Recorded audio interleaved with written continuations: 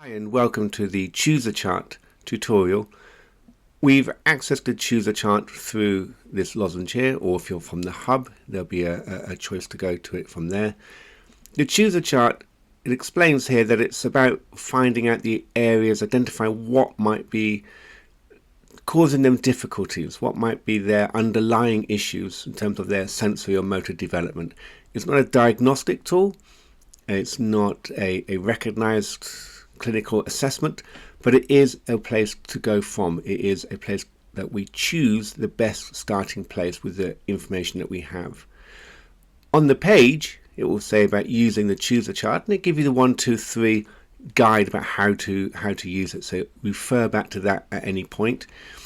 And then 1, 2, 3, once you've got the results, what do you do next? And then it will explain there.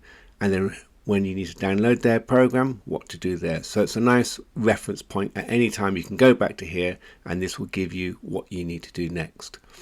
To start the assessment, we either click the big red button here, or from the top of the page we can click Choose a Chart from there. Any of those will take you to the actual test. So we're going to start the test. Clicking that button will take us to the next page, which is the Choose a Chart. And the Choose a Chart is a series of 1, 2, all the way down here, 18 questions. To answer each question, we score it along this continuum between, well, does not recognize others' personal space. We have an explanation of what that means. And we think, okay, this child I'm with, do they not able to recognize others people's space? Are they always invading in the space? Are they unaware of how close in their proximity? These kinds of things. And then we score no signs of, occasionally, a bit more than average, frequently and very frequently, or unable to answer. Once we've made our judgment, we then click, and that's now highlighted in blue. The unable to answer response, sometimes we need it. Sometimes we find ourselves completely in the dark about how that child is with some of these questions. But it is best if we can avoid using that. The guidance is no more than 2 times. You won't get as accurate a result by unable to answer, definitely with more than 2. So we go along the questions. Are they clumsy? Again, an explanation. And then we think, okay, actually they're very clumsy. They're dropping things. They can't even hold things still in their hands and things like this. Inability to hold eye contact. No, they always make good eye contact. Have they a poor self-image? And again, what that means there. And occasionally, but not so much. Stress and anxiety? No, not so much. Again, isolated from peers? Maybe not so much. Maybe, but they do have mood swings. No hand dominance, well, yeah, that's quite true for this child, I'm imagining. No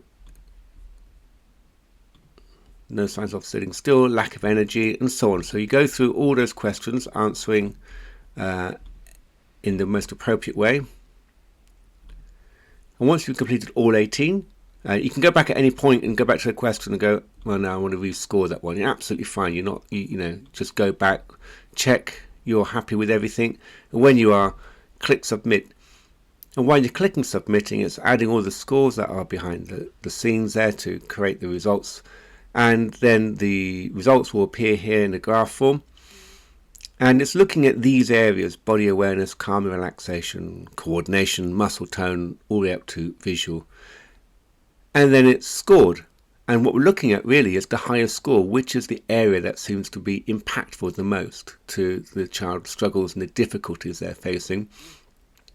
And here in this example, the highest score, 29, is the proprioception. So now we've got the screen version of the results. We want to do something more secure. So we're able to link that into a PDF, a report. So generate PDF. And that will take all those scores, and that graph you just saw, it will then go on to a report. So here it is. It's a PDF, and like any PDF, you can download, print, save, and then you can share it with whoever else will need it. The results you just saw are now on a graph here, and body awareness, calm relaxation, and so on. And there we go, the highest score is proprioception. This page will explain how we get those scores. I'll leave that for you to have a look at. What to do next, 1, 2, 3, a bit like you saw on the screen. And then we have an explanation behind which, what all these areas are. Gives you some more background, more support. And that's really good because sometimes, as it will say here, you get 2 or maybe even 3 areas that will have the same high score. It could be that there are 3 areas that all score 29. And we can't work all areas at once. We need to make a choice about which one we'd start with.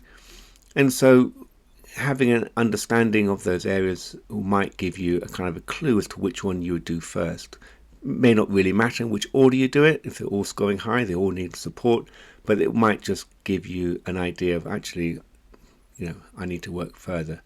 However, in our example, we saw that proprioception scored the highest. So I'm going to go down to proprioception, and there's some information about it. Okay, so that's the chooser chart. That's the results report. And then there's another tutorial that shows you what you do, and what you want to look there for is the tutorial on the individual movement plans. So click that, and that will show you what to do next.